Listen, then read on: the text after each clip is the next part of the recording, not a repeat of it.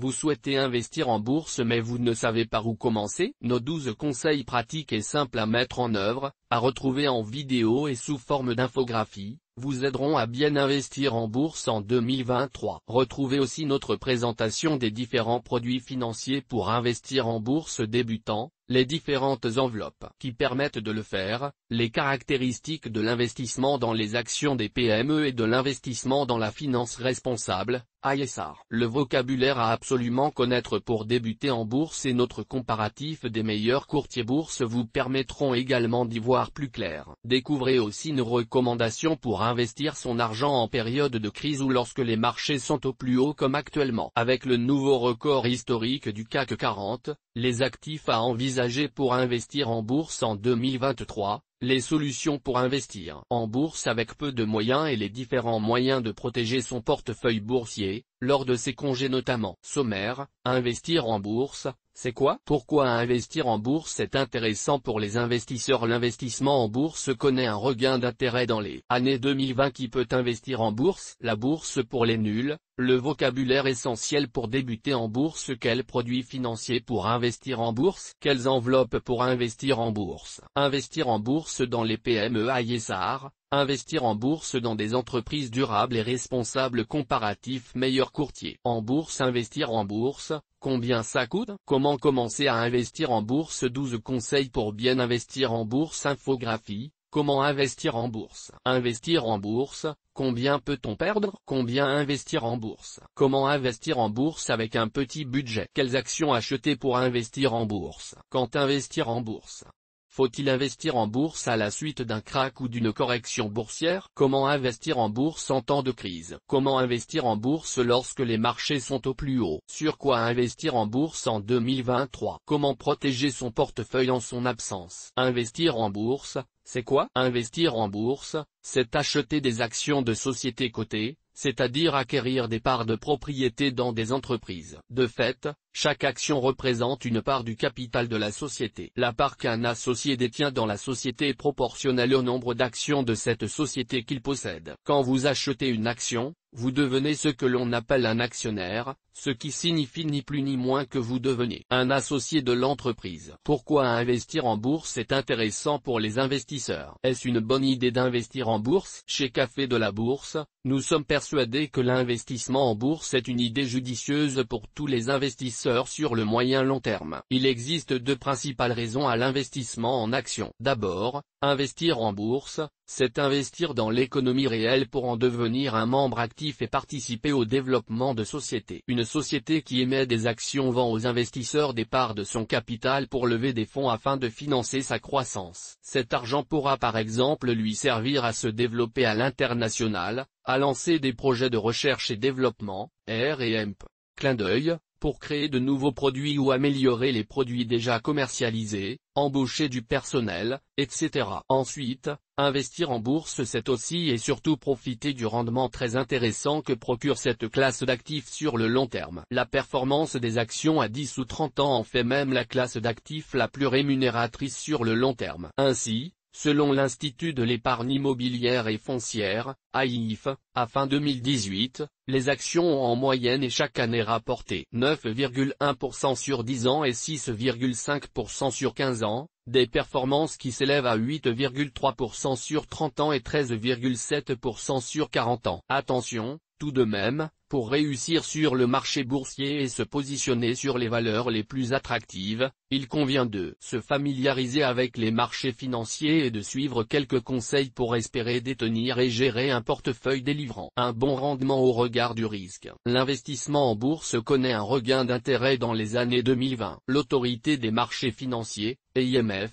comme les courtiers en bourse, ont constaté l'arrivée massive d'investisseurs lors de la crise du Covid-19 qui a permis à ces néophytes de faire leur entrée sur des plus bas en 2020. Depuis, le succès du marché action ne se dément pas auprès de ces nouveaux investisseurs qui ont profité de la hausse continue des marchés financiers de mi-2020 à début 2022. En effet, le nombre d'investisseurs particuliers actifs sur le marché action gravitait autour de 550 000 par trimestre en 2018 et 2019 et, au premier trimestre 2022, ce sont près de 800 000 investisseurs qui ont acheté ou vendu au moins une action en bourse. Ces nouveaux arrivants ont bien évidemment besoin de se former et d'apprendre les fondamentaux qui leur permettront de construire une stratégie d'investissement en bourse à long terme. Ce guide leur sera assurément d'une grande aide pour bien investir en bourse en 2023. D'autant plus que les conditions de marché actuelles ne sont pas toujours aussi favorables que ce que ces investisseurs ont pu connaître. Entre leur entrée en 2020 sur des plus bas et les plus hauts atteints début 2022, la conjoncture qui s'est fortement détériorée en 2022 en raison notamment de l'inflation qui a pu surprendre quelques novices, et alors que les marchés sont au plus haut en cet été 2023, il est nécessaire de se former pour se constituer un portefeuille boursier et le faire évoluer afin qu'il soit adapté à toutes les situations de marché. Qui peut investir en bourse? N'importe qui peut investir en bourse, du moins,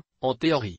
Cette activité est ouverte aux particuliers comme aux institutionnels et aux entreprises. Il faudra néanmoins être majeur. Mais dès 18 ans, il est possible d'ouvrir tous les supports d'investissement que sont assurance vie, compte-titres et PEA. Le PEA jeune permet aux 18-25 ans rattachés au foyer fiscal de leurs parents de détenir un plan d'épargne en actions en leur nom. Attention, ce n'est pas parce que n'importe qui peut investir en actions qu'il faut investir n'importe comment. Il est primordial de bien se former et de comprendre le fonctionnement des marchés financiers. Certains influenceurs finance ont tendance, sous couvert de démocratiser l'investissement, à dispenser des recommandations d'investissement très discutables, voire à arnaquer leurs followers. C'est pourquoi il est si important de se former et de bien comprendre le fonctionnement de la bourse mais aussi de bien se connaître et d'établir son profil d'investisseur. Ce guide pour investir en bourse vous permettra de mettre toutes les chances de votre côté pour réussir vos investissements sur le marché actions. La bourse pour les nuls, le vocabulaire essentiel pour débuter en bourse.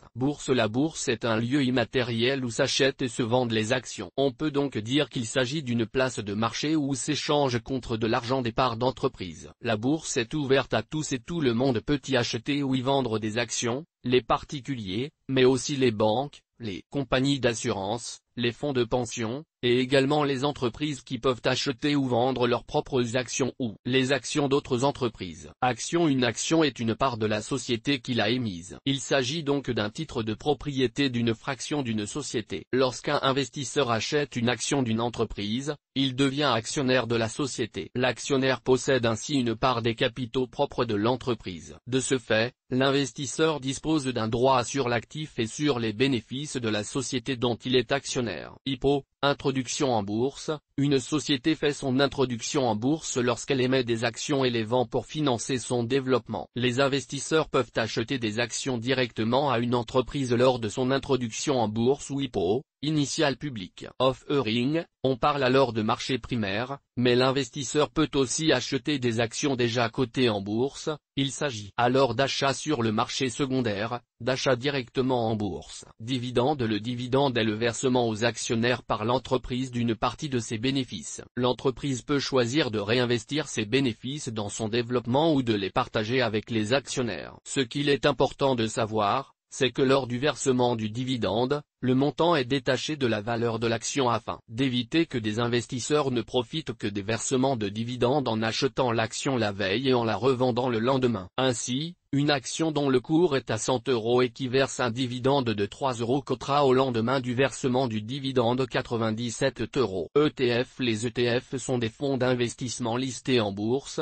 Exchange Traded Fund, qui permettent de répliquer la performance d'un indice. Ils s'échangent en bourse comme une action, ils peuvent verser des dividendes, ou pas, et permettent d'investir dans plusieurs centaines d'actions via un seul ordre de bourse. Certains peuvent répliquer la performance inverse du sous-jacent. On parle alors d'ETF short ou inversé. Ils répliquent aussi parfois la performance de l'indice avec un effet de levier. Obligations. Les obligations sont des titres de dette d'entreprise. Une entreprise émet une obligation comme nous pourrions faire une demande de crédit. L'investisseur reçoit des intérêts chaque mois, trimestre, semestre ou année, coupons, correspondant au taux d'emprunt déterminé. Indice boursier. Un indice boursier est un portefeuille imaginaire destiné à évaluer les cours d'un secteur ou d'une zone géographique par exemple. Le plus souvent, il sert à regrouper les actions les plus importantes d'une place boursière donnée comme le Nikkei au Japon, le S&P visage tirant la langue 500 aux États-Unis ou encore le CAC 40 en France. CAC 40. Le CAC 40 est l'indice boursier de la place parisienne. L'acronyme CAC signifie cotation assistée en continu et le chiffre 40 vient du fait qu'il regroupe les 40 valeurs françaises les plus importantes cotées sur la place de Paris. Y figurent notamment l'action Air Liquide, l'action BNP Paribas,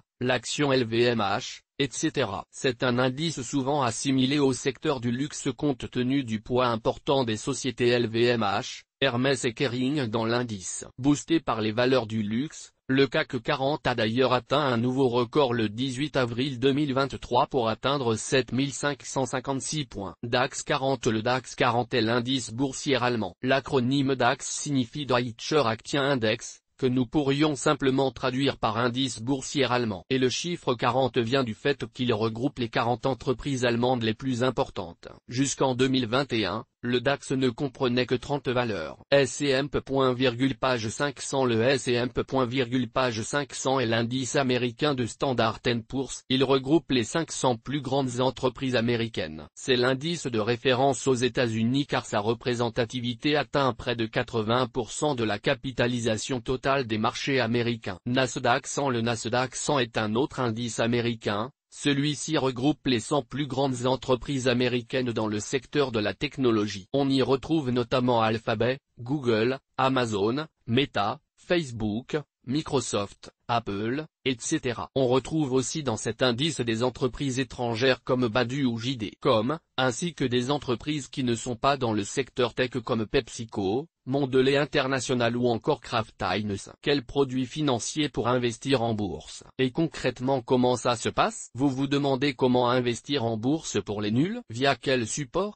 Comment investir selon son niveau de connaissance? Il existe plusieurs moyens d'investir en bourse, en se positionnant sur des instruments financiers variés et sur des enveloppes différentes. L'investisseur, pour effectuer le meilleur placement possible, devra tenir compte de ses objectifs, ses compétences et de son horizon de placement. Comment acheter des actions en bourse? Pour investir en bourse, et c'est d'ailleurs normalement la première chose qui vous vient à l'esprit, il est possible d'acheter des actions en direct. Cette stratégie qui concerne les investissements moyen-long terme peut être mise en place de différentes façons. Actions au porteur ou actions au nominatif. Que choisir? De fait, un actionnaire peut détenir ses actions en direct au nominatif pur, ce qui lui permet d'économiser sur les éventuels frais de garde, mais aussi d'entretenir une relation privilégiée avec l'entreprise dont il détient des actions. Invitation personnelle aux assemblées générales, réception dans sa boîte aux lettres des lettres aux actionnaires et des rapports annuels, éventuellement droit de vote double ou dividende majoré, etc. Cependant, la gestion des titres étant confiée à l'intermédiaire financier de la société cotée, l'actionnaire est obligé d'ouvrir un compte auprès de chaque société cotée dont il détient des actions, ce qui rend impossible le rassemblement de l'ensemble de ces titres dans un PEA ou un compte titre. Il peut toutefois pour éviter cet inconvénient avoir recours au nominatif administré. Mais ce statut, comme celui du nominatif pur, complexifie grandement la déclaration des revenus issus de ces titres. Un actionnaire peut également détenir ces titres au porteur, situation la plus commune en France. L'actionnaire reste alors anonyme pour l'entreprise. Seul l'intermédiaire financier connaît l'identité du détenteur, qui peut loger ces titres dans un PEA ou un compte titre ordinaire. Le fait de pouvoir rassembler tous ces titres dans une même enveloppe et le fait de pouvoir remplir un seul imprimé fiscal pour l'ensemble de ces titres toutes sociétés confondues, contre un imprimé fiscal unique par ligne de société cotée en cas de détention au nominatif, constituent des avantages non négligeables pour l'actionnaire. Comment investir en bourse avec des OPCVM? De fait,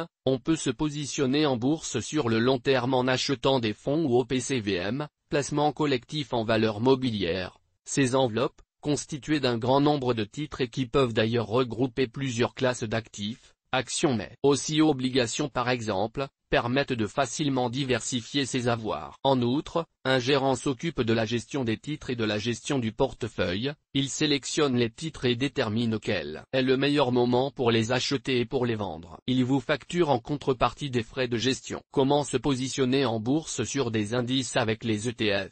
Autre possibilité, avoir recours aux fonds indiciels et thématiques, et plus particulièrement aux trackers ou ETF.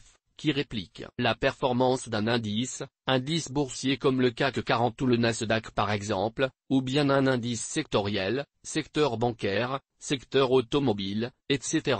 Ou encore un indice géographique, UE, Japon, US, etc. Point noter que les frais de gestion des ETF, étant donné qu'il s'agit d'une gestion passive, sont bien plus faibles que ceux des fonds d'investissement classiques. Comment investir sur les marchés financiers avec les produits dérivés? Autre option à envisager, l'investissement dans des produits dérivés, comportant le plus souvent un effet de levier, permettant de spéculer sur un titre à court terme. Il s'agira alors davantage de trading que d'investissement. Les produits dérivés sont toutefois à réserver aux investisseurs les plus avertis, à même de comprendre le fonctionnement complexe de ces produits, faisant souvent entrer en compte la valeur temps, en plus de la variation du cours du sous-jacent, auquel s'applique un effet de levier. Mais ces produits dérivés ne sont pas seulement utiles pour le trading court terme. Ils peuvent aussi constituer des outils de couverture de portefeuille. Quelles enveloppes pour investir en bourse? Le compte titre ordinaire, CTO, pour acheter tous les titres. Le compte titre est l'enveloppe idéale pour investir sur tous les marchés financiers, y compris et surtout les plus lointains, ou bien pour mettre en place des stratégies d'investissement sophistiquées en ayant recours au SRD, système de règlement différé, ou bien à des produits dérivés. Il ne comporte pas de plafond ni donc de restrictions. La liberté de l'investisseur est totale. En contrepartie, cette enveloppe ne permet pas de profiter d'avantages fiscaux et vous serez taxé sur vos gains à la flat tax, 30%.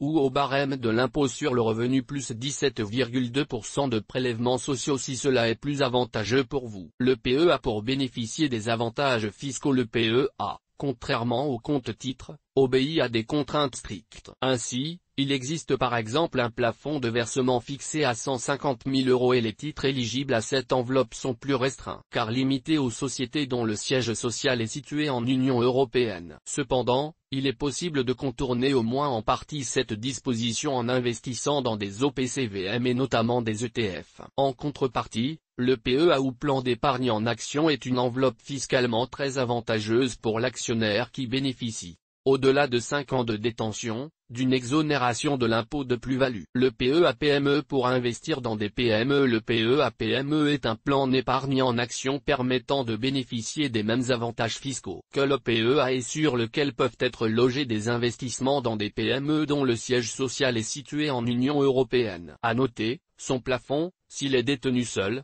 est fixé à 75 000 €. En revanche, si l'investisseur détient un PEA et un PEA-PME, le plafond cumulé de ces deux enveloppes est fixé à 225 000 € et les sommes versées sur le PEA-PME pourront alors excéder les 75 000 €. Souscrire à un PEA jeune en attendant d'avoir quitté le foyer fiscal des parents. Le PEA jeune, destiné aux 18-25 rattachés au foyer fiscal de leurs parents, permet de bénéficier de tous les avantages du PEA dès la majorité et de se familiariser ainsi très tôt avec les marchés actions. Son plafond est fixé à 20 000 € et est indépendant des éventuels comptes PEA détenus par les parents. Investir dans les actions via les unités de compte de l'assurance vie. Sachez également qu'un investisseur peut aussi se positionner sur le marché actions en détenant des actions en direct, mais aussi des OPCVM, des ETF, des produits structurés, etc. via les unités de compte, UC, de son contrat d'assurance vie. Investir en bourse dans les PME. Même si dès que l'on parle de bourse on pense tout de suite au poids lourd du CAC 40 ou aux géants de la tech américaine comme l'action Apple, l'action Amazon ou l'action Microsoft, investir en bourse, c'est aussi investir dans des PME. C'est même une façon encore plus concrète de participer à l'économie réelle et un moyen efficace de soutenir le tissu économique local. Acheter des actions de petites et moyennes entreprises. En premier lieu, il est possible d'acheter des actions de PME, soit en direct au nominatif, soit au porteur. Dans ce cas, l'investisseur pourra loger ses titres sur un PEA, ou bien un PEA-PME, ou encore un compte titre. Si l'investissement dans des petites ou moyennes entreprises peut être très rémunérateur, rappelons que cela est aussi très risqué, et que, plus que jamais, vous devrez respecter les règles essentielles de diversification. L'investissement en bourse est bien plus vaste que le seul investissement dans des larges caps. En réalité, les petites et moyennes capitalisations représentent la majorité des entreprises et les small et mid caps sont présentes partout sur le globe et dans tous les secteurs. Il serait donc dommage de faire l'impasse sur ce type d'entreprises sur lesquelles on peut aussi investir avec des trackers. Investir dans le private equity. Il est également possible d'investir dans des sociétés non cotées en achetant des parts de sociétés qui ne se sont pas introduites en bourse. C'est ce que l'on appelle le capital investissement ou private equity. Compte tenu du fait qu'il concerne souvent de jeunes entreprises peu matures à un stade précoce, l'investissement dans le non-coté se caractérise par des rendements potentiellement très intéressants, mais le risque de perte en capital est très important aussi, tout comme le risque de liquidité. Enfin, de par sa nature même et même s'il se démocratise, le marché du private equity est difficilement accessible aux investisseurs particuliers qui peuvent néanmoins se tourner vers des fonds spécialisés pour ce type d'investissement. Acquérir des parts de FIP et FCP. Vous souhaitez investir dans des PME mais ne souhaitez pas vous occuper de la gestion et effectuer vous-même votre stock picking, tout en ayant à cœur d'investir dans des entreprises locales ou innovantes. Vous devriez envisager l'investissement en FIP et FCP, fonds d'investissement de proximité et fonds communs de placement dans l'innovation. Ces fonds d'investissement qui permettent d'investir dans des sociétés non cotées de petite taille au potentiel attractif en bénéficiant, en plus d'avantages fiscaux, à savoir une exonération de l'impôt sur les plus-values à la revente des parts et une réduction d'impôt de 25% du montant investi. Optez pour l'investissement en FCPR aux côtés des FIP et FCP. Existent les FCPR, fonds communs de placement à risque, qui permettent également d'investir dans des petites et moyennes entreprises non cotées, cette fois sans contrainte géographique. Les FIP sont investis dans des PME régionales non cotées situées à proximité, ou d'innovation. Les FCP sont investis dans des PME innovantes. Là encore, l'investisseur bénéficie d'avantages fiscaux, exonération de l'impôt des plus-values et réduction d'impôt sur le revenu de 25% du montant investi, avantages fiscaux conditionnés au fait que le contribuable réinvestisse les sommes distribuées dans le FCPR et respecte une indisponibilité de 5 ans. ISR, investir en bourse dans des entreprises durables et responsables. L'ISR. Pour prendre en compte les critères ESG dans ses investissements financiers, il est possible d'investir en bourse en optant pour la finance responsable. Pour simplifier l'investissement dans la finance durable, un label ISR, investissement socialement responsable, a été créé. Il signale les fonds d'investissement dont la sélection repose, en plus des critères financiers classiques, sur des critères extra-financiers que sont les critères ESG, pour environnement, social, gouvernance. L'offre de fonds ISR a considérablement évolué ces dernières années. Elle s'est en effet grandement étoffée, signe de l'intérêt des investisseurs à soutenir des entreprises vertueuses. Notons également que l'attention prêtée à l'environnement, au social et à la gouvernance est également un facteur de surperformance des entreprises. Il est donc possible de joindre l'utile à l'agréable pour ces investissements. Ce type d'investissement est aussi disponible dans les unités de compte de votre contrat d'assurance vie. Investir dans des entreprises à mission. Pour choisir des valeurs qui partagent les vôtres. L'investissement en direct dans des entreprises responsables est plus difficile pour le particulier qui ne possède pas forcément toutes les données lui permettant de savoir si une entreprise respecte bien les critères ESG et dans quelle mesure. Cependant, la création du statut d'entreprise à mission pourrait bien à l'avenir lui faciliter la tâche. Né avec la loi Pacte, ce statut oblige une entreprise, pour en bénéficier, à inclure dans ses statuts des enjeux sociaux et environnementaux. L'entreprise peut alors déclarer sa raison d'être à travers plusieurs objectifs sociaux et environnementaux. Si à l'heure actuelle Danone est la seule grande entreprise française cotée devenue entreprise à mission, d'autres grandes sociétés françaises comme Atos ou Michelin souhaitent intégrer le cercle des entreprises à mission et ont commencé le processus en intégrant la raison d'être dans leur statut. Comparatif meilleur courtier en bourse. Vous connaissez désormais les actifs qu'il est possible d'acheter en bourse et quelles sont les enveloppes qui permettent de les loger. Vous devrez alors vous pencher sur le choix du courtier bourse, cet intermédiaire financier chez qui vous ouvrirez les enveloppes permettant de loger vos actifs. Pour cela, il conviendra de bien prendre en compte votre profil investisseur. Vous devrez notamment être particulièrement attentif aux actifs proposés et places boursières accessibles mais aussi aux outils de trading mis à disposition, aux supports pédagogiques fournis, et bien sûr aux tarifs pratiqués. Top Courtier en bourse. Les offres du moment, voire offre acheter des actions à partir de 10 € et avec 0% commission. Votre capital est assujetti à un risque jusqu'à 200 € offert jusqu'au 5 septembre 2023 plus à partir de 99 centimes d'euros l'ordre de bourse plus frais de transfert. Remboursé et formation gratuite. Risque de perte en capital 1 € de commission de courtage sur des actions françaises, américaines et ETF. Investir comporte un risque de perte jusqu'au 31 décembre 2023. Remboursement des frais de transfert 2 plus frais de courtage remboursés plus ProRealTime offert jusqu'au 30 avril 2024. Risque de perte en capital sans ordre de bourse offert. Investir comporte un risque de perte 100 € offert plus 100% des frais de transfert remboursés plus ProRealTime offert jusqu'au 4 septembre 2023. Investir comporte un risque de perte. Investissez dans les actions avec 0% commission. Risque de perte en capital frais de transfert remboursés plus à partir de 0 € l'ordre de bourse avec Bourse Market. Investir comporte un risque de perte voire conditions sur le site. Investir en bourse, combien ça coûte? Différents types de frais de bourse qu'il faut bien avoir en tête vont s'appliquer à vos investissements boursiers. Frais de courtage. Les frais de courtage sont les frais liés à l'achat et la vente des titres financiers, actions, ETF, etc. Les frais de courtage sont très variables d'un courtier en bourse à l'autre et peuvent même être gratuits chez certains néo-courtiers. Le marché sur lequel vous souhaitez intervenir peut aussi faire fortement varier les frais de courtage. Il est primordial de bien réfléchir aux actifs et marchés sur lesquels vous souhaitez investir en bourse afin de choisir le courtier bourse qui sera le plus adapté à vos besoins. Les droits de garde. Bien qu'ils aient pratiquement totalement disparu des grilles tarifaires des courtiers en ligne, ils sont encore parfois facturés par les banques traditionnelles. En bref, les droits de garde sont des frais annualisés facturés par l'intermédiaire financier qui détient vos titres financiers pour vous. Les frais de change. Si vous décidez d'investir dans des actions étrangères, votre courtier en bourse va procéder à des opérations de conversion de devises. Ainsi, si vous achetez des actions américaines, vos euros seront convertis en dollars américains. Bien que l'opération soit souvent faite automatiquement par le courtier bourse, elle implique des frais qui peuvent être plus ou moins importants en fonction de l'intermédiaire financier. Les frais des produits de bourse. Quand vous achetez un ETF ou un produit de bourse comme un warrant,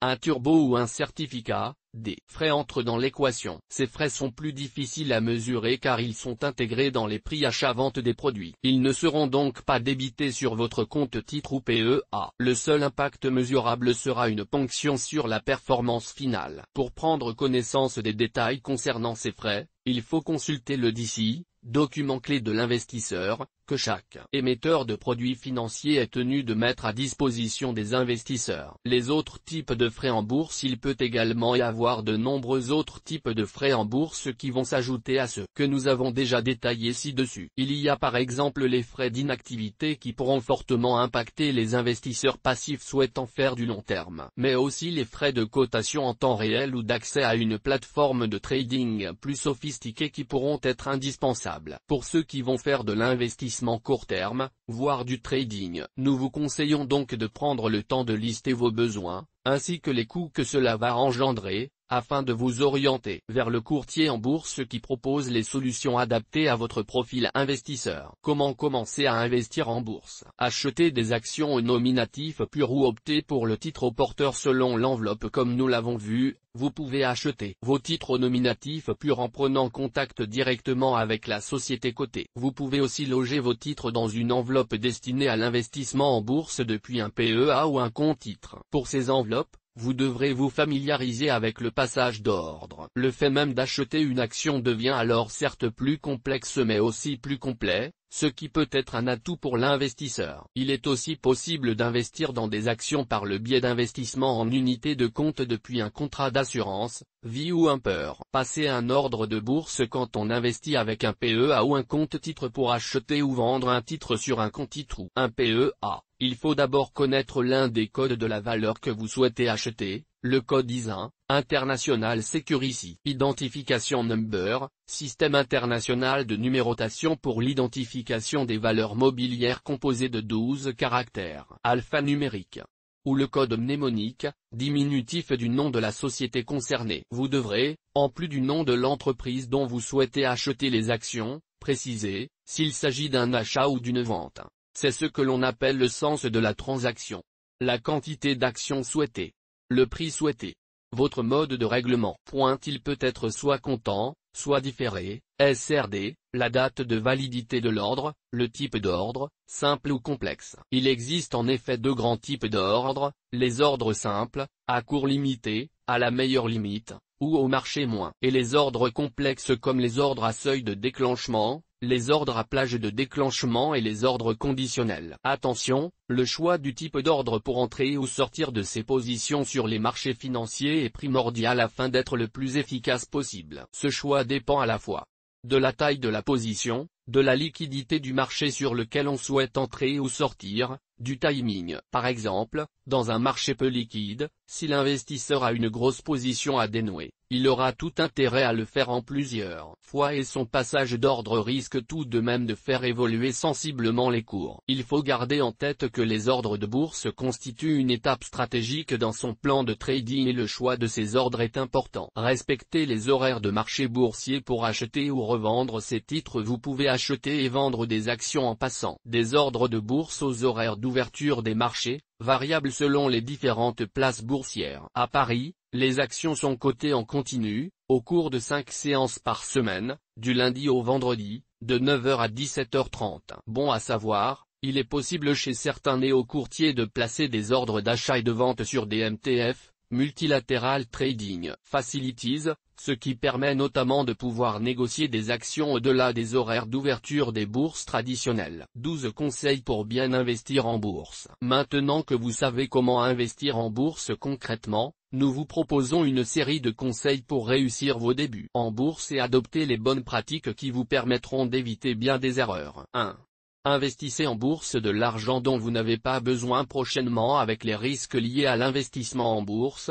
Pas question de placer en actions sur le PEA ou le compte titre toutes vos économies faites en vue de financer les études de votre aîné l'an prochain ou votre retraite qui approche à grands pas. D'ailleurs, plus l'horizon de placement est long, plus l'investissement sur les marchés actions a du sens. Cependant, gardez toujours à l'esprit qu'investir en bourse comporte un risque de perte en capital inhérent aux actions. L'objectif premier est de gagner de l'argent, via l'obtention de dividendes ou la réalisation de plus-values, mais vous pouvez aussi perdre de l'argent et, en cas de perte, cela ne doit pas impacter votre niveau de vie. Un investisseur en bourse débutant ne devrait donc pas investir tout son argent sur le marché actions et respecter les règles élémentaires de diversification en ayant notamment une épargne de sécurité sur des placements à capital garanti. N'investissez jamais tout votre patrimoine sur des valeurs mobilières présentant un risque de perte en capital comme les actions. Toutefois, rappelons que plus l'horizon d'investissement est long, plus le risque de perte en capital diminue. Ainsi, si l'on prend en compte la performance du S&P, page 500 sur un siècle, de 1920 à 2021, la probabilité d'essuyer une perte en capital est de 30% avec un horizon d'investissement de 1 an, de 23% avec un investissement de 2 ans, de 14% avec un investissement de 10 ans, de 5% avec un investissement de 20 ans, et de 0% avec un investissement de 50 ans. Source: Ostrom et Hemp, Robert J. Schiller.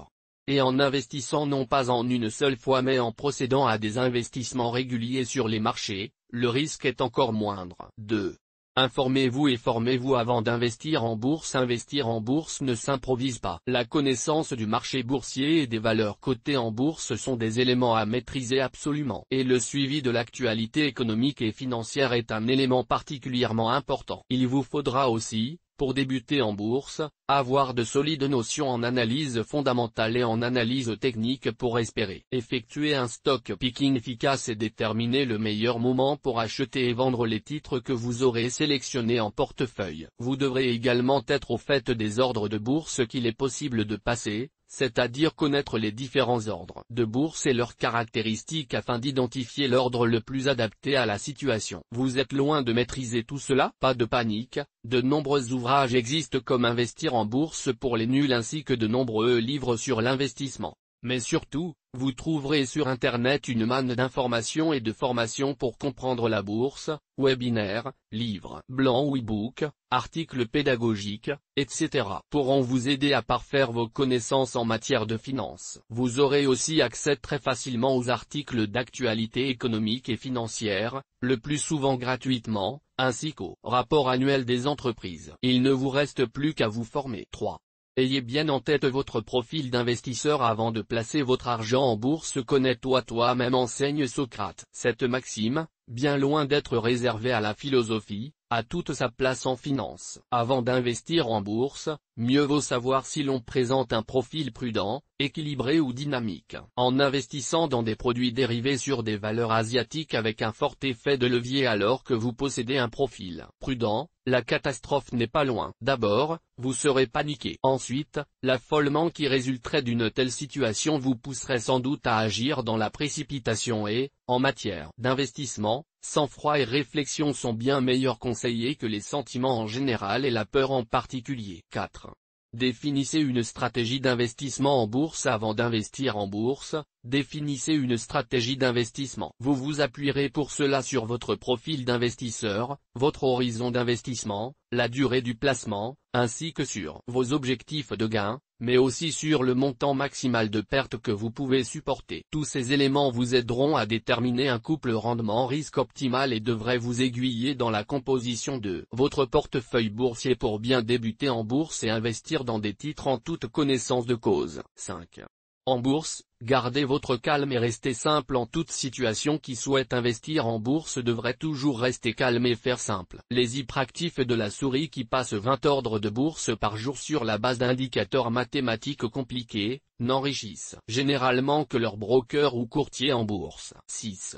En bourse, il n'y a pas de miracle, gagner de l'argent n'est pas systématique. Si vous avez dans l'idée d'investir en actions pour vous enrichir rapidement, passez votre chemin. À moins d'être extrêmement chanceux, vous ne doublerez pas votre investissement en bourse la première année, ni même la deuxième. Vous devrez même vous habituer à essuyer des pertes. Néanmoins, selon l'étude Alliance les actions, un vrai potentiel à moyen terme, datant de janvier 2014, les actions américaines, depuis 1800, ont généré des performances réelles positives sur chaque période glissante de 30 ans. En ramenant l'horizon d'investissement à des périodes glissantes moyennes de 10 ans, on constate que cette classe d'actifs a en moyenne généré une performance réelle maximale de plus 16,84%. En ce qui concerne le marché boursier français, le CAC 40 dividende réinvesti a progressé de 8,5% en moyenne par an depuis sa création en 1986. Selon l'étude Stimuler l'investissement de long terme en actions publiée par l'IMF en juillet 2017, le rendement annualisé moyen de placement diversifié en actions conservées pendant un minimum de 20 ans, les investissements initiaux ayant ainsi été réalisés entre 1988 et 1997 est d'environ 5,3%. Difficile de trouver mieux. Mais attention,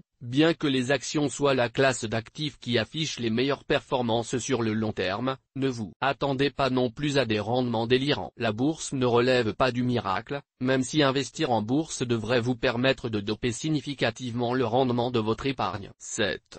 Soyez prêt à investir en bourse sur le long terme. La performance des actions s'accompagne souvent d'une certaine volatilité. Investir en bourse doit donc s'envisager sur un temps long. Si vous avez un horizon d'investissement trop court, vous serez tenté de prendre des risques démesurés pour gagner de l'argent rapidement. À court terme, les actions sont volatiles. Elles réagissent à toutes les sautes d'humeur du marché. Investir dans la bourse requiert donc un horizon d'investissement long. Voir son portefeuille boursier se valoriser peut en effet prendre un peu de temps. Prévoir les mouvements du marché à court terme est impossible. Point barre. Ben Graham disait à ce sujet, sur le court terme, le marché se comporte comme une machine à voter, mais sur le long terme, le marché se comporte comme une balance. Malheureusement, encore bien trop d'investisseurs voient la bourse comme un concours de beauté. Pour investir en bourse avec succès, soyez patient et restez attentif aux fondamentaux de l'entreprise. Le prix finit toujours par refléter la valeur intrinsèque. 8. Vous achetez une action en bourse, pensez comme un associé. Les actions ne sont pas juste du papier. elles sont un titre de propriété sur l'actif de l'entreprise. Si vous achetez des parts dans une entreprise, conduisez-vous comme un associé responsable. Suivez l'évolution de l'offre de produits et services ainsi que les résultats de l'entreprise de près. Étudiez ses rapports annuels. Investir en bourse nécessite une véritable implication de votre part dans la gestion de votre portefeuille boursier. 9. Recherchez des actions de qualité en bourse. Concentrez vos efforts à identifier les entreprises qui présentent des avantages concurrentiels durables. Un avantage compétitif durable est une bonne garantie que l'entreprise conservera sa rentabilité pendant encore de longues années. Une gageure pour qui veut investir en bourse avec succès. Cet avantage concurrentiel peut par exemple prendre la forme d'une marque forte. Les exemples classiques de telles entreprises sont l'action Coca-Cola, l'action McDonald's, l'action Hermès et l'action Google. 10. Prenez toujours en compte la valeur intrinsèque de la société cotée en bourse. La différence entre une excellente entreprise et un excellent investissement est le prix que vous payez. Pendant la bulle Internet, on trouvait en bourse de nombreuses entreprises de qualité, mais il était presque impossible de trouver des actions bon marché. Trouver des titres de qualité n'est que la moitié de votre mission d'investisseur débutant en bourse. La deuxième moitié, attendre que les prix baissent suffisamment pour rendre l'investissement intéressant. Pour investir en bourse efficacement, il vous faudra donc procéder à de nombreuses analyses, mais aussi vous armer de patience. 11. Quand vous sélectionnez une valeur, réservez-vous toujours une marge de sécurité. À moins d'avoir des dons de voyance, vous ne pouvez pas prédire ce qui adviendra dans le futur. Pour vous prémunir de l'incertitude inhérente à l'avenir, veillez à acheter vos actions à des prix très inférieurs à la valeur intrinsèque. Cela vous assurera une marge de sécurité en cas de baisse du titre et vous garantira d'investir en bourse en réduisant les risques au minimum. 12. En bourse, pensez de manière indépendante. Pour bien investir, restez à l'écart de la foule. Vous réussirez dans vos investissements par un raisonnement juste, pas parce que les autres pensent la même chose. Si vous parvenez à garder la tête suffisamment froide pour acheter pendant les baisses de cours, vous serez bien positionné pour profiter de la hausse quand elle viendra. Comme le dit Warren Buffett, soyez inquiet lorsque les autres sont avides, et avide lorsque les autres sont inquiets. Investir en bourse, c'est aussi une question de timing. Investir en bourse, combien peut-on perdre? La bourse est un placement avec un risque de perte en capital. Cela signifie que l'argent investi fluctue à la hausse ou à la baisse en fonction des variations des cours des actions. En théorie, il est possible de perdre en bourse tout son argent. Dans les faits, cela est extrêmement rare. En effet, pour perdre l'intégralité de sa mise de départ, il faudrait avoir acheté uniquement des actions de sociétés ayant fait faillite. Deux paramètres permettent de réduire le risque de perte en capital, la diversification et l'investissement régulier sur le long terme. En effet, il est moins risqué d'investir 200 € dans 25 entreprises différentes que d'investir 5 000 € dans une seule entreprise. Il est également moins risqué de conserver ses titres plusieurs dizaines d'années que quelques mois. La probabilité d'avoir un investissement négatif décroît avec l'augmentation de la durée du placement, comme le démontre l'étude de Ostrom et Hemp. Robert J. Schiller sur l'évolution du S&P.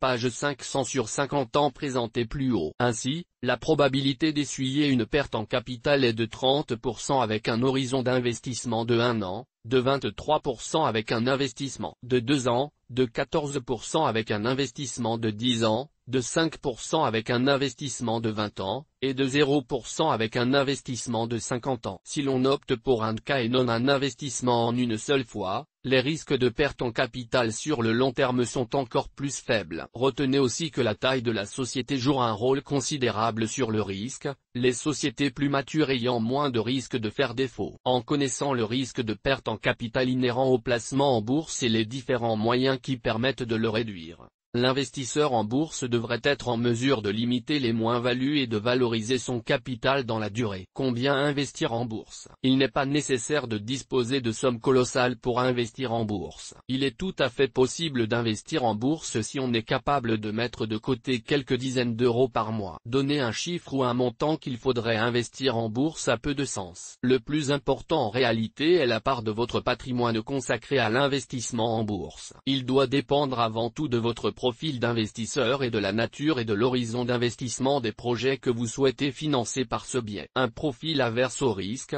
pour ces projets de long terme, pourrait envisager d'investir en bourse environ 25% à 50% de son épargne. Un profil peu averse au risque, pour financer ses projets de long terme, pourrait envisager d'investir en bourse 75% à 100% de son épargne. Bien sûr, rappelons qu'il est nécessaire de disposer d'une épargne de précaution et, en cas de projet court terme, de support à capital garanti. Comment investir en bourse avec un petit budget? Pas besoin d'être richissime pour investir sur les marchés actions. Vous pouvez vous positionner sur les marchés boursiers avec quelques centaines d'euros. Il sera sans doute plus compliqué d'acheter des actions car de nombreuses sociétés du CAC 40 comme l'action Hermès, l'action LVMH ou l'action Kering dépassent parfois de beaucoup les 500 euros. Et c'est également vrai pour bon nombre de grandes sociétés américaines comme les géants de la tech Google, l'action Alphabet, l'action Amazon, l'action Facebook mais aussi de très nombreuses capitalisations à travers le monde. Ajoutez à cela qu'il est absolument indispensable pour réduire le risque de bien diversifier son portefeuille et donc de posséder de nombreuses actions issues de secteurs d'activité et de zones géographiques différentes. Détenir un portefeuille de titres vifs requiert donc un montant investi en bourse assez conséquent. Mais il existe de très nombreux moyens d'être investi en actions sans y consacrer des dizaines ou des centaines de milliers d'euros. Vous pouvez par exemple choisir d'investir en bourse en achetant des actions fractionnées. Vous ne détiendrez alors qu'une part de l'action et pas l'action dans sa globalité. Par exemple,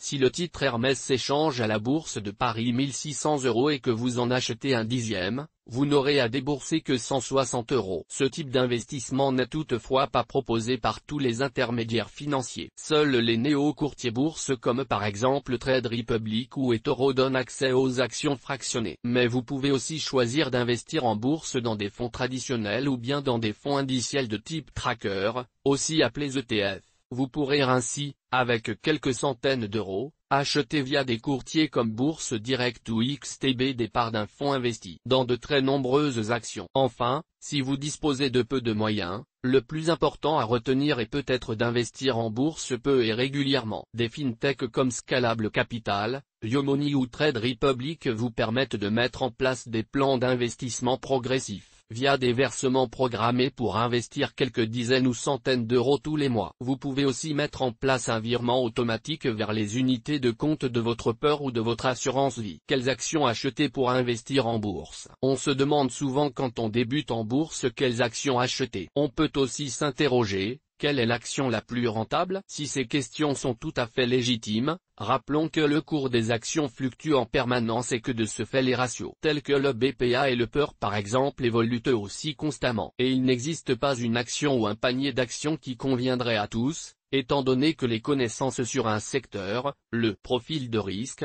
les objectifs d'investissement, la composition du patrimoine, la stratégie patrimoniale, etc. varient selon les investisseurs. En effet, on choisira d'investir dans telle ou telle action selon son profil d'investisseur et ses convictions, ce qui pourra aboutir à la mise en place de différentes stratégies d'investissement qui auront une conséquence sur votre choix de titre. Par exemple, si vous êtes un investisseur gros, c'est que vous cherchez avant tout des sociétés en croissance qui vous permettront de dégager une plus-value rapidement, vous vous orienterez vraisemblablement vers des valeurs tech comme Nvidia ou Amazon par exemple, mais aussi des secteurs disrupteurs comme l'hydrogène ou l'intelligence artificielle par exemple. Si vous êtes un investisseur value et que vous cherchez avant tout à acheter des titres dont le prix est inférieur à sa valeur intrinsèque, vous vous orienterez davantage vers le secteur de la grande consommation ou le secteur bancaire par exemple où des opportunités peuvent exister. Un investisseur dividende investira lui dans des entreprises versant des dividendes, idéalement croissants,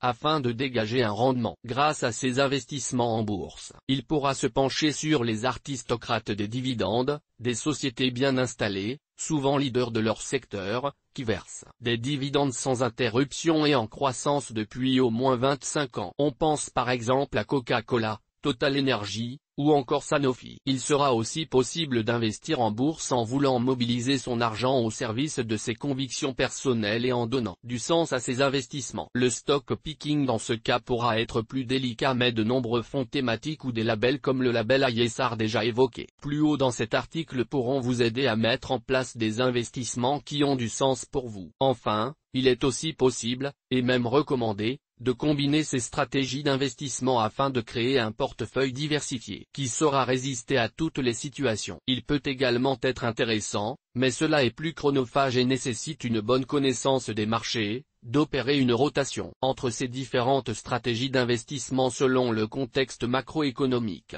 Gardez cependant à l'esprit que le stock picking n'est pas une science exacte et que certains investisseurs préféreront ne pas s'y frotter en investissant dans des fonds. Dans ce cas, soit le stock picking est confié à un expert qui idéalement surperformera l'indice de référence, soit il n'y a tout simplement pas de stock picking et l'on choisira d'investir dans des indices boursiers via des ETF par exemple. Rappelons que non seulement cette option est la moins coûteuse en termes de frais, mais aussi que c'est le plus sûr moyen de profiter du rendement attractif du marché action sur le long terme puisque très peu de gérants parviennent en réalité à battre leur indice de référence dans la durée. Attention à ne pas acheter de titres de bourse dans la précipitation avec pour seule raison la peur de passer à côté d'une opportunité. Ce phénomène dénommé FOMO, pour Fear of Missing Out, pourrait vous conduire à vous positionner sur des actions dans l'urgence, sans analyse préalable, à n'importe quel prix, et malgré un risque de bulle. Les titres en vogue et qui attirent l'attention des investisseurs méritent tout de même que vous vous y attardiez mais n'investissez dans l'action que si votre analyse fondamentale est concluante. Quand investir en bourse? Nous l'avons vu, l'investissement en bourse se pense sur le long terme. De ce fait, la question du point d'entrée n'est pas si cruciale qu'elle en a l'air. Il conviendra plutôt d'investir en bourse peu et régulièrement, afin de lisser le risque. En achetant des actions avec quelques dizaines d'euros ou quelques centaines d'euros tous les mois durant plusieurs années, voire même idéalement sur plusieurs décennies, vous êtes sûr de ne pas investir en bourse tout votre argent sur un plus haut. Ce qui est important n'est pas tant de pouvoir investir massivement en une seule fois que d'investir régulièrement tout le temps. C'est ce que l'on appelle le DCA ou dollar cost averaging qui consiste à investir la même somme à intervalles réguliers, peu importe les circonstances de marché. Vous pouvez soit investir une somme fixe, par exemple 200 euros par mois, soit un pourcentage de vos revenus si ceux-ci ne sont pas fixes, par exemple 10% tous les mois. Les investisseurs qui le souhaitent pourront s'écarter un peu de la méthode du DCA classique pour tenter d'accroître leurs gains en modifiant la somme selon les circonstances de marché. Par exemple, vous pourrez doubler votre investissement les mois où les cours de bourse sont très inférieurs à la moyenne sur un an du titre et réduire de moitié votre investissement les mois où les cours de bourse sont très supérieurs à la moyenne sur un an du titre. Si le cours est proche de sa moyenne un an, vous investirez la somme prévue initialement. Et si l'on ajoute à cela le rendement attractif des actions sur le très long terme, l'investisseur comprendra qu'il a tout intérêt pour effectuer le meilleur placement à investir en bourse le plus tôt possible, même des sommes minimes. Elles gonfleront de toute façon assez rapidement si les dividendes sont systématiquement réinvestis grâce à la magie des intérêts composés. Et évidemment, on ne peut parler du timing en bourse sans revenir sur le bon moment ou plutôt le moment opportun pour acheter un titre. Il faut notamment veiller à acheter l'action d'une entreprise lorsque la société n'est pas survalorisée en bourse, c'est-à-dire lorsque son cours de bourse n'est pas complètement décorrélé de sa valeur intrinsèque, sa valeur réelle patrimoniale. Faut-il investir en bourse à la suite d'un krach ou d'une correction boursière? Il peut paraître judicieux de se positionner sur les marchés financiers lorsque ceux-ci connaissent une baisse significative. Le raisonnement, plutôt logique, consiste à entrer sur un point bas pour réaliser de belles plus-values ensuite. Mais attention, le market timing est dangereux car, ni vous ni personne n'est en mesure de dire quand le point bas sera atteint, ni quand la reprise aura lieu, ni si le scénario sera une reprise en U ou en W avec une très forte volatilité et des reprises immédiatement suivies de chutes des cours, et surtout, quand les niveaux d'avant-krach seront à nouveau atteints. Un célèbre adage dit aussi qu'il ne faut pas tenter d'attraper un couteau qui tombe. La prudence c'est donc de miser, en période de krach, l'horizon d'investissement doit être suffisamment éloigné pour parer à toute éventualité. Il est inconscient de placer en bourse en période de crise et de récession économique des sous dont vous aurez besoin à court et même à moyen terme. Enfin, même si la reprise aura lieu un jour ou l'autre, les cycles boursiers se succédant inexorablement, cela ne veut pas dire que les actions sur lesquelles vous aurez investi en feront forcément de même. Le stock picking est primordial, plus encore lors d'une crise boursière suivie d'une récession. Vous devrez vous attacher à identifier les actions en bourse injustement massacrées ou bien les sociétés qui peuvent tirer parti de la crise, mais la solution la plus sûre est sans nul doute de profiter de la chute des cours des actions pour acquérir les valeurs que vous rêvez de détenir en portefeuille en raison de leurs bons fondamentaux mais que vous n'aviez pas acheté jusqu'à présent en raison d'un cours de bourse trop élevé. Attention, vérifiez bien toutefois que la crise n'a pas influé sur leurs fondamentaux et que les avantages concurrentiels notamment sont toujours bien présents. Comment investir en bourse en temps de crise? La conduite la plus judicieuse pour investir en période de crise est d'éviter de vouloir tirer profit de la volatilité des marchés à court terme. Acquérir des produits dérivés avec effet de levier pour protéger son portefeuille boursier est une option à envisager. Mais acquérir ces mêmes produits dérivés à effet de levier pour jouer à la hausse ou à la baisse les variations d'un actif soumis à une forte volatilité est très risqué et, le plus souvent, ne s'avère pas être une stratégie gagnante pour les investisseurs, surtout débutants, qui s'essaient au trading sur des marchés chahutés. Respectez votre stratégie d'investissement et votre plan de trading et ne procédez pas à une réallocation d'actifs de grande ampleur. La meilleure solution est souvent d'attendre que l'orage passe. Vous pouvez toutefois vous débarrasser des actifs les plus risqués, sans pour autant chambouler tout votre portefeuille boursier. L'une des meilleures raisons d'acheter des titres ou d'en vendre, en période agitée, est de procéder à une diversification de son portefeuille financier si ce dernier est trop concentré en termes de secteur, de zone géographique ou de type de capitalisation. Comment investir en bourse lorsque les marchés sont au plus haut? Avec des marchés financiers au plus haut, l'investisseur devra se montrer particulièrement regardant sur son stock picking. N'oublions pas que les arbres ne montent pas jusqu'au ciel comme nous le rappelle le dicton boursier et, après le boom, vient la récession. Pour ne pas voir son portefeuille fondre comme neige au soleil au cycle suivant, il est conseillé d'examiner avec soin les ratios de solvabilité puisqu'une entreprise trop endettée ne résistera pas à une chute des cours. Assurez-vous également de la capacité de la société à générer des bénéfices dans la durée. Pour cela, vous devez être certain de la solidité du business model. Les plus averses au risque pourront privilégier des entreprises leaders dans leur secteur, justifiant de plusieurs dizaines d'années, voire plusieurs siècles, d'existence afin d'être certain de la capacité de l'entreprise à se relever après les crises. Pour ceux qui souhaitent entrer sur les marchés alors que les cours sont déjà hauts, il est essentiel de lisser son entrée en investissant de faibles montants à intervalles réguliers. Mieux vaut opter pour le 2K et investir 833 € tous les mois pendant un an que de placer 10 000 € en une fois. En ce qui concerne les titres déjà détenus en portefeuille, la première des choses à faire pour éviter d'être pris par surprise par une chute soudaine des cours, c'est peut-être de remonter ses ordres stop. Ainsi, en cas de fluctuation à la baisse, vos titres seront revendus et vos plus-values sécurisées. Enfin, sachez aussi prendre vos bénéfices. Si un titre a atteint l'objectif que vous vous étiez fixé et que vous le jugez désormais survalorisé, encaissez votre plus-value. Sur quoi investir en bourse en 2023? L'année 2022 a été une année très particulière sur les marchés financiers. Pour la première fois depuis bien longtemps, l'inflation est revenue sur le devant de la scène. L'invasion de l'Ukraine par la Russie, déclenchant une guerre sur le continent européen, a encore renforcé la volatilité sur les marchés, en bouleversant l'ordre économique mondial. Le conflit qui oppose la Russie à l'Ukraine a en effet entraîné une indignation de la part des pays occidentaux qui ont répliqué en mettant en place toute une batterie de sanctions économiques à l'encontre de la Russie. Cette guerre qui est aussi une guerre économique sans précédent a largement participé à alimenter l'inflation des matières premières agricoles et notamment du blé et de l'huile de tournesol, l'Ukraine exportant massivement ses denrées, comme des matières premières énergétiques,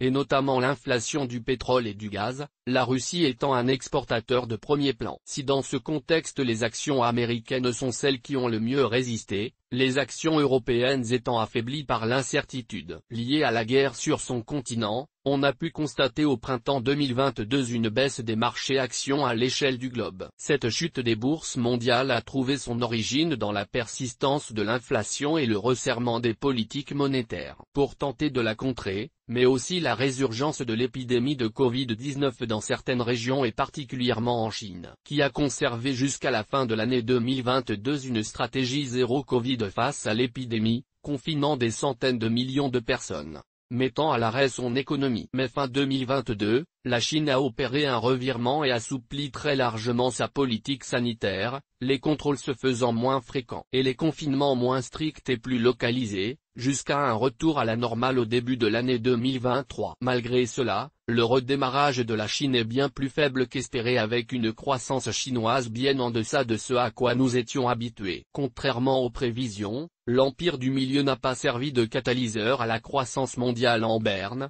très pénalisée par la forte inflation, une inflation par la demande post-Covid d'une part et une inflation par les coûts liés à la guerre en Ukraine d'autre part. Les hausses des taux des banques centrales ainsi que les politiques de rachat d'actifs des banques centrales qui ont pour but de freiner l'inflation ralentissent l'économie. Toutefois, les risques de récession bien présents à la fin 2022 semblent s'éloigner en ce deuxième trimestre 2023. Il faut dire que même si les taux remontent, ils sont toujours inférieurs à l'inflation et que les marchés anticipent un arrêt prochain de la hausse des taux en raison du recul de l'inflation. En effet, on assiste à un recul encore timide mais bien réel, de l'inflation. Ajoutons à cela un niveau de chômage assez bas en Europe, quand les US sont confrontés à une situation de quasi-plein emploi, ce qui n'est pas sans incidence sur la vigueur de la consommation. Dans ce contexte, les résultats des entreprises ont tendance à résister, voire même s'avèrent florissants. Il y a donc un grand nombre de facteurs qui peuvent expliquer la hausse récente et insolente des marchés actions. Depuis le début de l'année 2023, les indices boursiers affichent une croissance forte,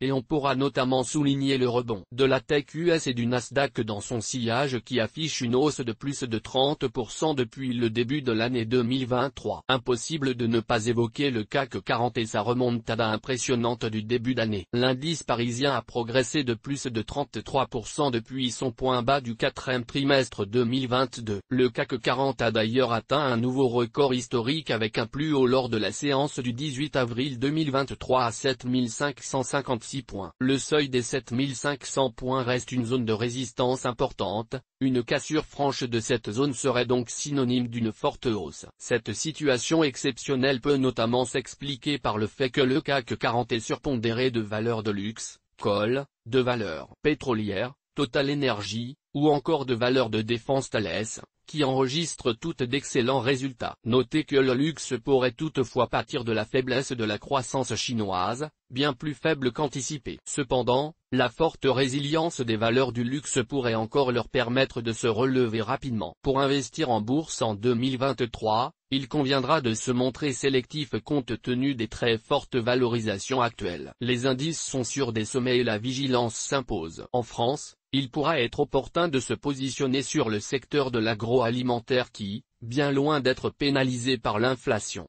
semble en tirer parti en revoyant à la hausse ses prix pour augmenter ses marges. Le prix Saint-Power ne semble plus être l'apanage du luxe, secteur préservé en période de crise et d'inflation, qui affiche aussi de belles progressions en période de bull market. Notez que l'inflation a aussi largement bénéficié à certains secteurs, et notamment le secteur de l'énergie et des ressources de base, qui profitent de la hausse des prix des matières premières. Mais attention à la très forte volatilité de ce secteur. L'année 2023 pourra aussi être l'occasion de s'intéresser aux produits de taux comme les obligations. Effectivement, les politiques monétaires devraient en effet encore dans les mois qui viennent, à en croire la Fed et la BCE, évoluer en faveur d'une augmentation des taux, ce qui aurait un impact direct sur le marché obligataire. Les obligations pourraient alors devenir de plus en plus intéressantes avec l'émission de nouvelles obligations à des taux plus généreux pour les investisseurs. On pourrait alors se pencher sur les OPCVM et les ETF investis en obligations. Comment protéger son portefeuille en son absence? Qu'il s'agisse des grandes vacances ou de 2 semaines au cœur de l'hiver, il est relativement risqué de partir en congé sans protéger son portefeuille boursier, surtout si l'on part loin et que le décalage horaire ne joue pas en votre faveur, vous dormez pendant les heures d'ouverture de la bourse de Paris, ou,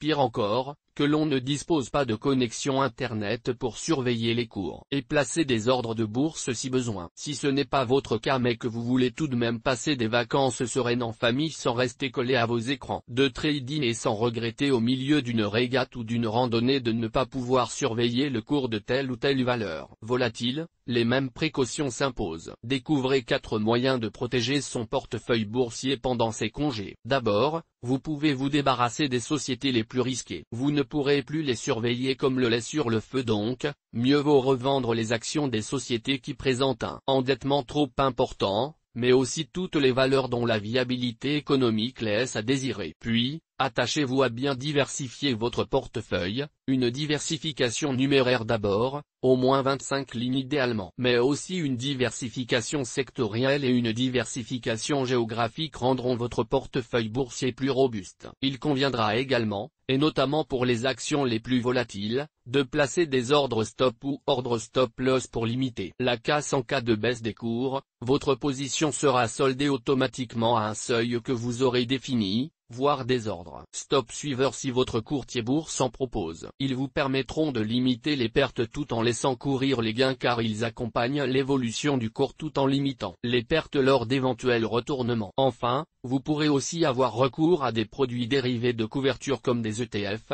des turbos ou des options par exemple, pour couvrir vos positions acheteuses sur le court terme. Vous passerez ainsi des vacances tranquilles, tout en prenant un peu de recul sur vos activités sur les marchés financiers pour partir sur de bonnes bases à votre retour de congé. Quelques questions sur l'investissement en bourse. Qu'est-ce qu'investir en bourse? Investir en bourse, c'est acheter ou vendre des titres sur les marchés financiers. Le plus souvent, il s'agira d'actions de sociétés, c'est-à-dire des parts d'entreprises cotées. Mais l'investissement en bourse concerne également d'autres types de produits financiers comme les ETF ou autres produits dérivés. Pourquoi investir en bourse? Investir en bourse permet de valoriser son patrimoine et ainsi de financer ses projets. Les actions représentent en effet la classe d'actifs la plus rémunératrice sur une période de plus de 30 ans. En outre, investir en bourse, c'est soutenir l'économie réelle et devenir acteur de l'économie. Comment débuter en bourse? Pour investir en bourse, ouvrez un compte auprès d'un courtier en bourse,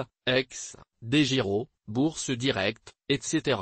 Puis définissez votre profil d'investisseur et vos objectifs d'investissement. Ensuite, déterminez le type de stratégie que vous souhaitez mettre en place. Procédez au stock picking et achetez vos titres après avoir au préalable défini vos supports d'investissement, compte titres, PEA ou PEA-PME. Comment investir en bourse en temps de crise? Une période de crise peut permettre à l'investisseur d'acheter des actions en bourse injustement massacrées. Il devra néanmoins s'assurer que ces valeurs présentent de bons fondamentaux, à savoir un endettement peu élevé, des bénéfices en croissance sur le long terme et privilégier les actions de sociétés solides, existant depuis de nombreuses années. Attention, ne cherchez pas à tirer parti des fluctuations des cours de bourse. Seuls les investisseurs les plus avertis pourront se risquer à jouer la volatilité des actions. Quand acheter une action?